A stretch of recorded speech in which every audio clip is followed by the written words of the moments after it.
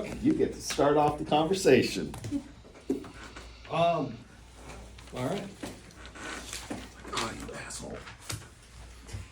What? Me, like, putting you on the spot. No, so the kind of the main reason I picked this book was, one, it's been sitting on my shelf for a while, but I got this book from one of the lieutenants I served under while I was with 3rd Lad.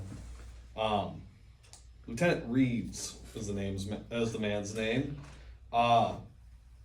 He wanted to do something like you're doing right now, where he wanted to start a book club with the people in his platoon. Yeah. At the time, all of us were kind of like, the fuck, seriously, we're all going to read a book together? Didn't end up happening because he didn't have a way to enforce it. And then within a month of him distributing this book to all of us, he got moved from our platoons up to kind of our headquarters area. And then 3 or 4 months after that, he actually ended up separating out of the Marine Corps. He didn't end up renewing his contract. But he got out of the Marine Corps, and within like 6 months, he went out in the world. He made himself like $1 million, married a European supermodel, and from what I understand, now he just sails around the world on a yacht with his supermodel wife and just living the dream. Sounds like it worked out pretty good for him. So we were getting ready to select these new books. I was like, you know what? He told us to read this thing. It's been sitting on my shelves for months. Obviously, he did something right. Maybe I should read it too. I love it. Whatever leads you to the water, man. No. And I've heard nothing but great things about. I don't know if Leith is also on Jocko's podcast, but Jocko, I know, runs a pretty successful podcast, and Yeah. I've heard nothing but good things out of him. Yeah. So, kind of Awesome. why I chose this. I like that. Awesome. Any reason to read is good enough reason. So, first chapter, extreme ownership. What was the standout for you? For me, the biggest standouts for me, mostly was actually kind of in the introduction and forward section.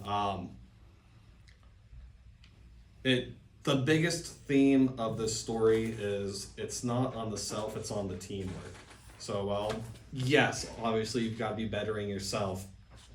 You've got to make sure what you're doing is in service to the team, and making sure that you are doing what you can to make sure that your team can ensure success. That's really what feels like the core message of this book is about to be. Yeah, I would agree. You have to be, at the end of the day, what you're doing is setting up your team for success, right?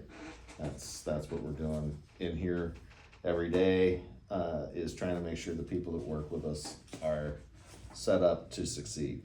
I know one thing, since Jared came on, my job's gotten easier. Yeah. I mean, we've like, maybe not easier, but a lot of the pressure's been alleviated, and I've been able to focus on other stuff. So the teamwork thing's huge, you know? It is. I mean, it's like, and it's not a 1 + 1 = 2 situation. It's always a 1 + 1 = 5, 6, 10. I mean, when you can get out of the minutia of things that are distracting you from your primary target, you can get better at your primary target. So yeah, I agree. It's been, I mean, look what's happened in here in, 3-4 months. I mean, it's a whole new place.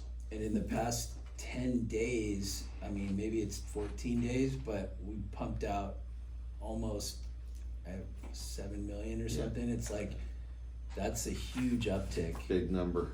If this was a stock, it'd be like, It is a stock. It's a stock of us. yes, true. So,